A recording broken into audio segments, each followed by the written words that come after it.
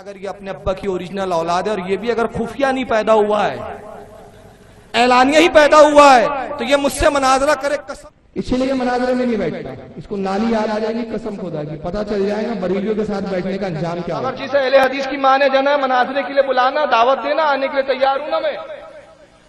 کتنے مسئلے ایک تقریر میں چھیڑوں گے، سے بات کرو، کتابوں سے بات کرو، مناظرہ کرو۔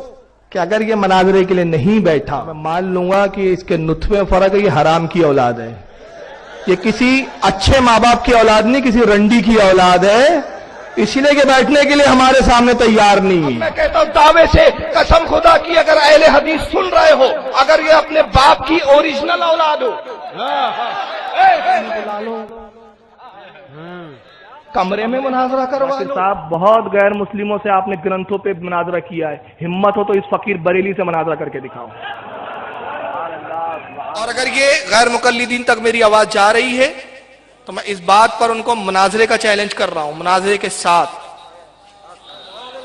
اگر ہمت ہو تو اس بات پہ وہ مناظرہ کر لیں۔ کریں گے مناظرے کا مطلب یہ ہے کہ میں 1000 حدیثیں پڑھتا ہوں تو 500 حدیثیں پڑھ کے بتا دے، میں 500 حدیثیں پڑھتا ہوں تو 100 حدیثیں پڑھ کر کے اسی طرح، اور بھولنا نہیں، جو بھولے گا اس کی ہار تسلیم کی جائے گی۔ چل مناظرہ یہی ہو جائے، میں 1000 حدیثیں پڑھتا ہوں اور تو 10 حدیثیں پڑھ کر کے بتا، مناظرہ کریں گے۔